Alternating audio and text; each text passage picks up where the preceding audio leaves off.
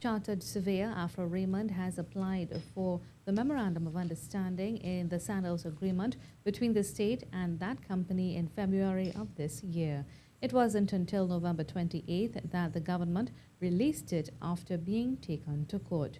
With the MOU now in the public domain, Mr. Raymond says there's now a picture of the perils facing the country in relation to the Tobago Sandals deal.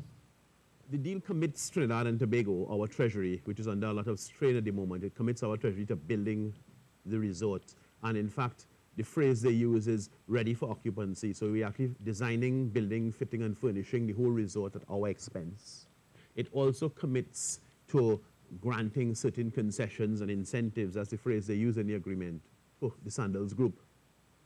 So we have the Sandals Group putting in no capital, zero capital. We're putting in all the capital, and we are going further. We're putting an egg on top, and we're giving concessions and incentives. Commenting on the thought that the Sandals operations in Tobago would bring with it the promise of jobs, Mr. Raymond said the agreement gives the Sandals the freedom to choose who they hire. Open that resort, and they decide to hire people who are non-locals, non-Trinidadians or non-Tobagonians. That is entirely within their rights under the terms of the MOU.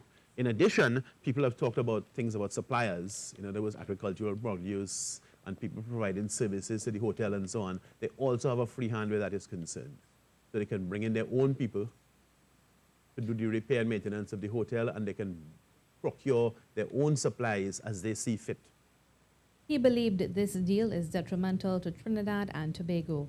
Mr. Raymond questioned whether, given all that's now known about the Sandals deal, it is irreversible or still under discussion.